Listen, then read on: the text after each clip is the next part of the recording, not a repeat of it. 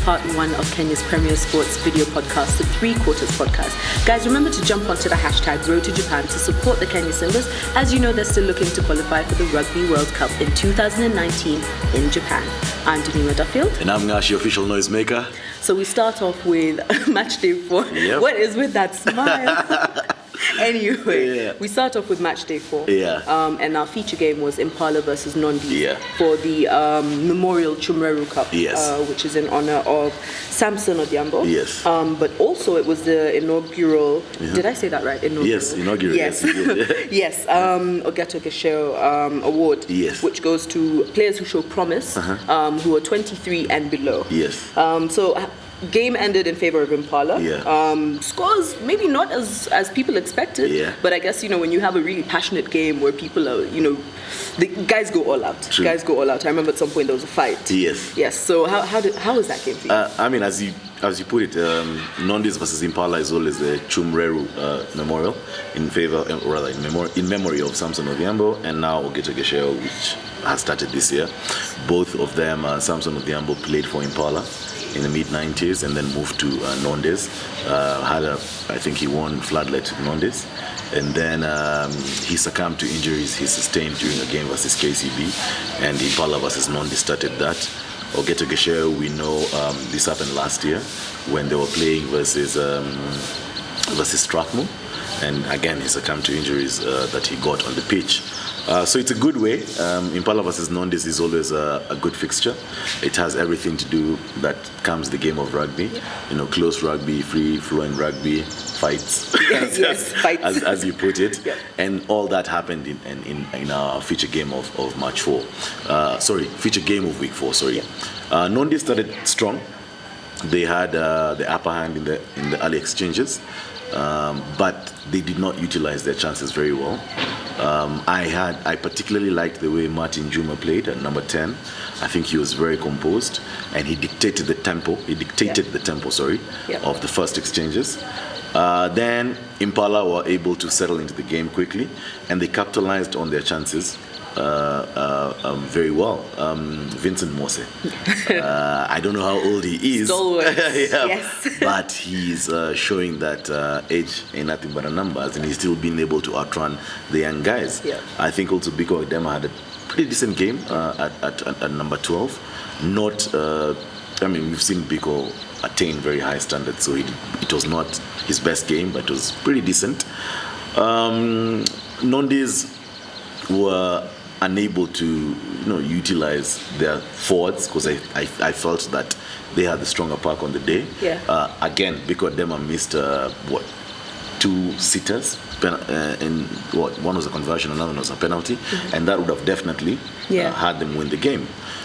So for me, at the end of the day, I think it was more to do with Impala capitalizing on their chances rather than Nondis losing the game. Nondis just did not convert the chances they had. They had the possession, they had the territory, but unfortunately they did not convert them into points. Well, I mean, in as much as this is a game, that Nondis will always go into guns blazing and, obviously, like I said, will be very passionate about. I'd like to see them continue this. I mean, if you're losing 12-17 to Impala, and Impala, let's say last season were right up at the top of the log, then you kind of wonder how they're losing to other teams. The first game of last season, or the 2016-2017 season, was our feature game. Match day 1 was Impala versus Nondis, and Impala really whooped Nondis. About like 30-12, or I can't remember the scores right now. But you're seeing this was a very close fixture. This was a very close score, despite Nondis being away. I've always got the feeling that Nondis, from a technical standpoint, they're very good. Their issue just comes into fitness, number 1. And I don't think their guys put in a lot of gym work. That's why they're beaten by the other teams. But from a technical standpoint, they're very good.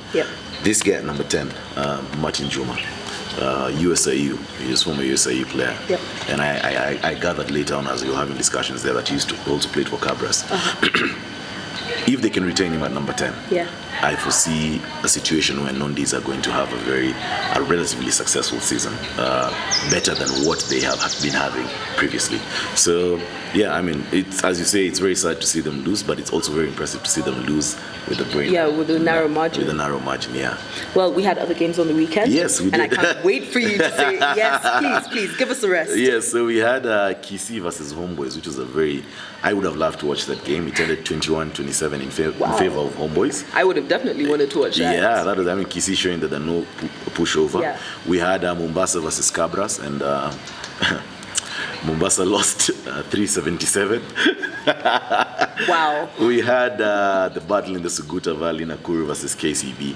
KCB came out on top, beating Nakuru 27-12. We had Black Blood that they were supposed to host Kenya Harlequins, but then the game ended up being played at the RFU EA.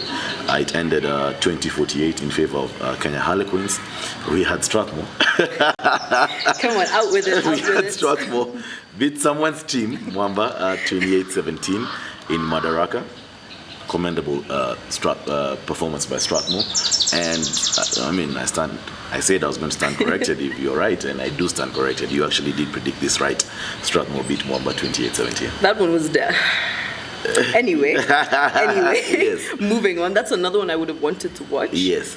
Because, like I said, I mean, Mwamba either show up or they don't show up. Or they don't show up. I mean, Strathmore will always be Strathmore. Yes. They'll play how they play. You know, they'll always try to get the win. Yes. So I think that was Mwamba's game to lose, in my opinion. Yes, it was their game to lose, and I think John Bayer is doing a very good job at Strathmore. I mean, when the season was starting, because of the exit and number of people who've left Strathmore, we were feeling that Strathmore are not going to really match up to the rest of the Kenya Cup teams.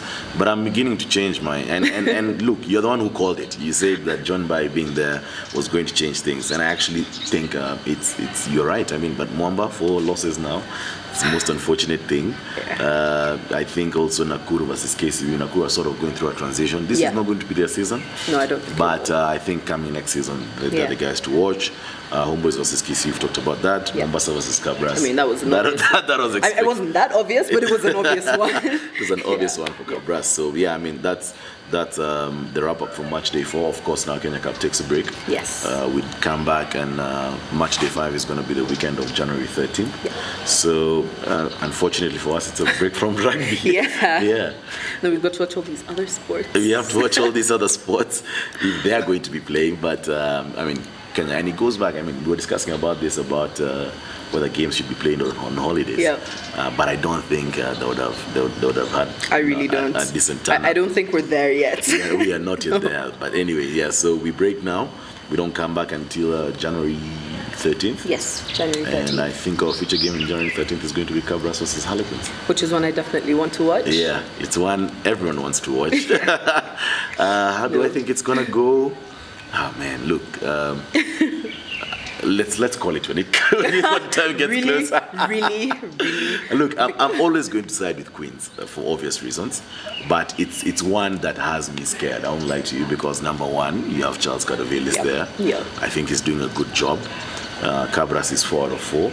You know, they've won all their games in the beginning half of the 2017-2018 season, and there's just a way, like, if you see Charles Cadavelis coached teams, there's just a way they play rugby that is very exciting. Yep. So it's going to be a tough one for Queens. But look, we won last year. Let's wait and see how that I'm goes. actually pretty sure like half the Queens fans will travel to watch that game. Oh, yeah. Like they'll just book one hotel, be like, yeah, you know, let's go, let's watch. But I mean, they're known for supporting their boys. Yes. So, but it should be an interesting game. Yeah. And everything, you see, the beauty about rugby is not just the game. The game in itself is very good.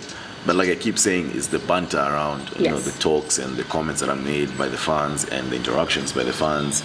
You'll never see violence in a rugby game between the fans. It's always just comments on the pitch, not in the fans. Yeah. So yeah, I mean, by all means, it's going to be a cracker of a game, and I can't wait for it to get here. Yeah. For me, I think I'd side with Cabras. I have no loyalty to either of the teams. Yes. But I think just the fact that Charles Carter Villas has coached Harlequins, and also I think, to be honest, in my opinion, Cabras is maybe looking a little stronger than the Harlequins we've seen this season. Yes.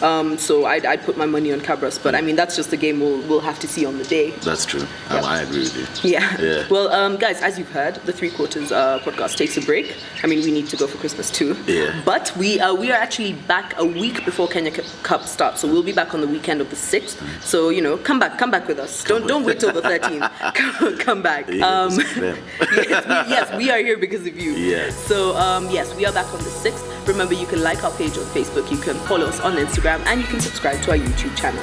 I'm Davina Duffield. And I'm Nashi, official noisemaker. See you in part 2.